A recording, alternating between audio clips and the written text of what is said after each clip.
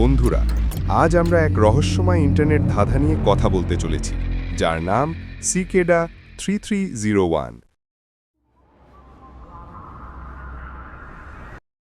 2012 সালে হঠাৎ একটি বার্তা ইন্টারনেটে আসে, যা বলছিল আমরা এমন কিছু বুদ্ধিমান মানুষ খুঁজছি যারা সমস্যা সমাধানে পারদর্শী।